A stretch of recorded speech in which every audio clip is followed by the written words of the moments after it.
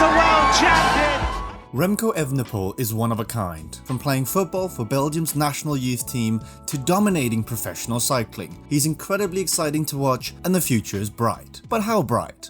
In this video, we'll tell the story of Remco Evenepoel and answer the questions everyone is thinking about. Can he win the 2023 Giro d'Italia? And even more so, could he ever win the Tour de France?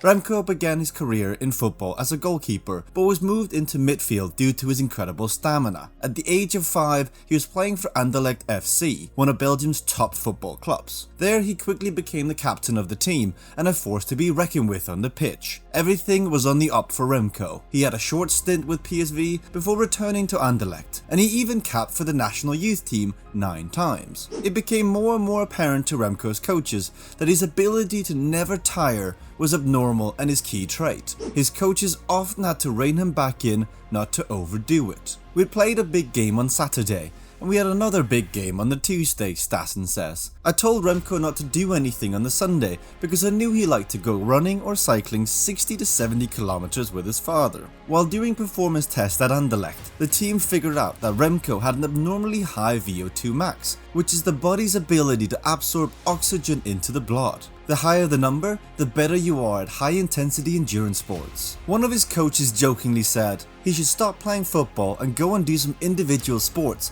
because his abilities were better suited towards these sports. Little did they know, this is exactly what was about to happen. Remco was falling behind his peers in terms of growth on the football field, so much that he was dropped from the football club without any extra explanation. This lit a fire under Remco, who decided to take up cycling. However, his transition wasn't smooth. Riding in a peloton isn't easy and can be scary to many. You're rubbing elbows and you've got to trust the riders around you. Remco would crash often and had difficulty performing.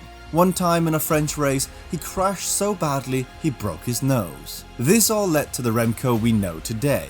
You don't have to worry about the riders around you if you have no one around you. The ultra long distance attack in Remco Evenepoel was born. Summed up best by his Instagram post on his 17th birthday. Be the best, the rest.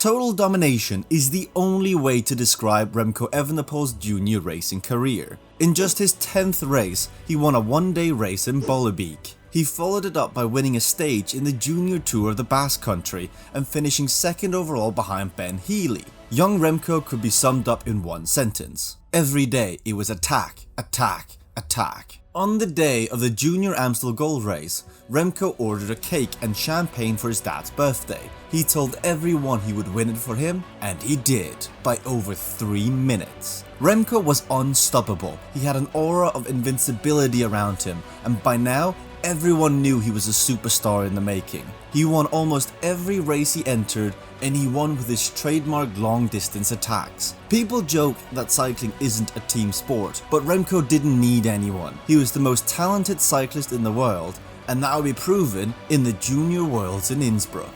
History books will show that he won by 1 minute and 25 seconds, but he could have easily won the race by 5 to 10 minutes had he not crashed earlier in the race. It was cagey as it usually is in junior racing. Everyone was going flat out from start to finish, and Remco's poor bike handling and positioning skills caused him to be caught up in a crash halfway through the race. Remco Evenepoel is amongst them. That's not him. This is though. Where's number 13? Unlucky for some. And right now he has got to play catch up. A long wait for a bike change saw his hopes of winning the rainbow stripes fade away. Or so it would appear. This is Remco Evenepoel, not your average cyclist. Remco Evenepoel knows that this race is his. The Wonder Kid is going to bring home 2 rainbow jerseys. The applause of the crowd here in Innsbruck. The Wonder Kid can just stand and lift the bike above his head, Philippe Gilbert style. Remco Evenepoel is the double world champion. The wildest thing is, Remco wasn't even phased. He said this in his post-race interview. Actually, I didn't panic, so stressing and panicking is not the same. I just put my own pace on the climb and I just got from group to group. And then on the top of the hill, I was like 40 seconds behind the first group. And that's amazing because I was like 1 minute 30 or 1 minute 40 behind that group. So it means that my legs were very good, and at the end I felt that my legs were still fresh, and I was able to attack and to attack one more time in the last lap. So it was amazing. Now the next step with Quickstep. If you are enjoying this video, please do take a second to click the like button and subscribe to the channel. It means the world to us. Now back to Remco. In true Remco fashion, he elected to skip the traditional route of racing under 23s and went straight to one of the most winning professional teams of all time, Quickstep. Many had doubts whether Remco could continue his unique style of dominance at the pro level, especially now that he was no longer on junior gearing. But Remco wasn't stopping. In his first season as a professional, he won one of the biggest one-day classics races, the Classica San Sebastian.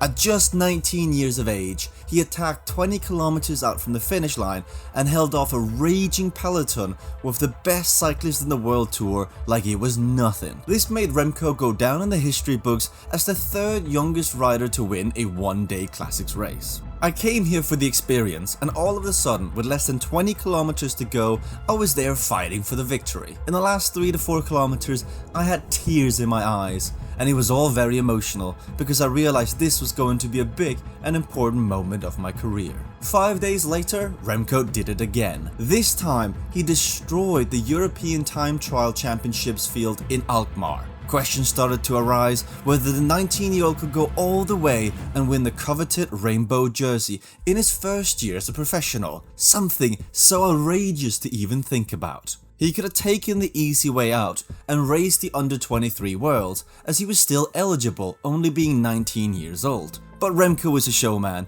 and a very confident man. He entered the 2019 UCI Time Trial Worlds in the elite category, going up against the likes of Rohan Dennis and Filippo Ganna. The performance he put in was incredible. It landed him in the hot seat with the provisional best time. If it wasn't for a flying Rohan Dennis, Remco Evenepoel would have been world champion in his first season as a professional cyclist. That is absurd. Hungrier than ever, Remco entered 2020 with 4 goals in mind: Liege Bastogne Liegne, the Olympic Games, the World Championships, and Il Lombardia. He would also be making his Grand Tour debut in the Giro d'Italia, something that spread a lot of hype among cycling fans worldwide. He came out firing on all cylinders, winning the general classification in San Juan, Algarve, Burgos, and Bologna. They win the GC at the Tour of Poland for the first time in their history as a team, and the Remco Evenepoel 4 stage races,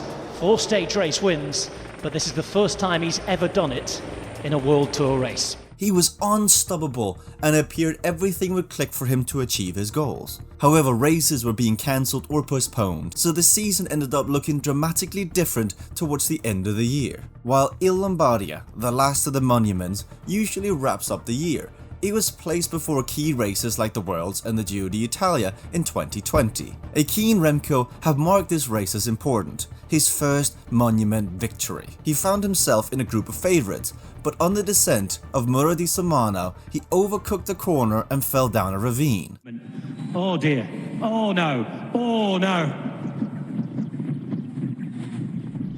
He was subsequently airlifted to the hospital where he was diagnosed with a fractured pelvis. This would be the first time that Remco faced adversity in his cycling career. All of cycling waited in anticipation to see how he'd return, would the Remco magic be gone?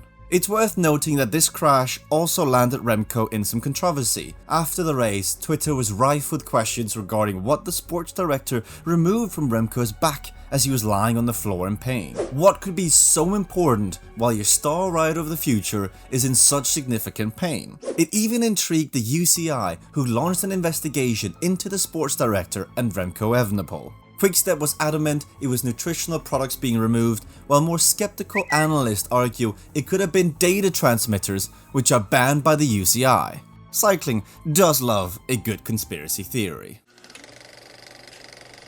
The road to recovery for Remco was long. The first 6 weeks following the crash, he required crutches to walk. It was baby steps, and just getting on the rollers was a success. But it wasn't all smooth sailing from that point either, as his recovery was put on hold just a few months in, as signs weren't good according to the team doctor. However, Remco persevered and ultimately made a comeback in his Grand Tour debut, the the Giro d'Italia. There were no expectations on him going into the race, just the fact that he was back competing was a win on its own. The rest of the season was spent finding his form with wins in the Belgium Tour. The final podium is Remco Evenepoel defending his title, Il Lombardia joining him, and Gianni Marchal in third place. And Tour of Denmark. It all started to come back to young Remco, who was now ready to take on his second Grand Tour, the Vuelta a Espana. The field was relatively packed, with contenders like Primož Roglic, Enric Mas, Joao Almeida and Juan Ayuso. Due to a healthy amount of success in the racing leading up to this, Remco Evenepoel was one of the outright favourites to win the Vuelta. Quickstep surrounded him with road captains and star quality talent, in the likes of Julian Alaphilippe, Fausto Masnada and Dries Devenens. Now the only question that remained, how would Remco perform over 3 weeks of racing when the pressure was on? A little bit of a gap here. Evenepoel wants to know about it. Just dabbing the radio here. I don't know whether that's just an auto signal, as if to say, tell me what's going on. What's going on is he's going up this mountain and he's finding space here, Robbie. Because this man is coming home and look at the gap. Oh boy, 55.7 kilometers per hour for the run. Look at the retrieval. Oh, and down goes Roglic at the very last touch of wheels. But it's going to be Remco Evenepoel. Huge statement by this man. Ding dong, the bell rings. It tolls on everybody else because this man is absolutely in charge. My mountain, my race, my jersey. Not only did Evenepoel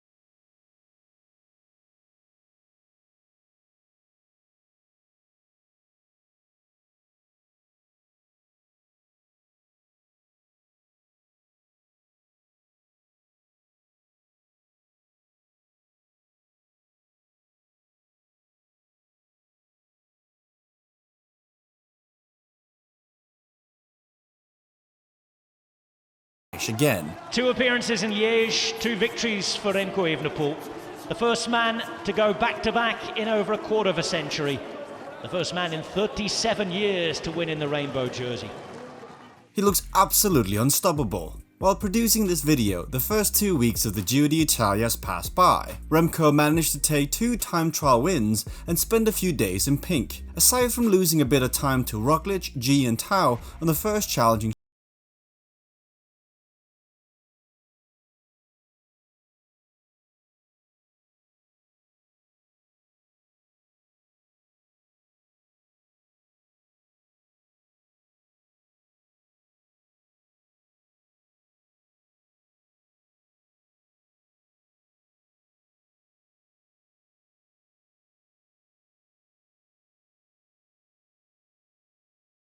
achieve.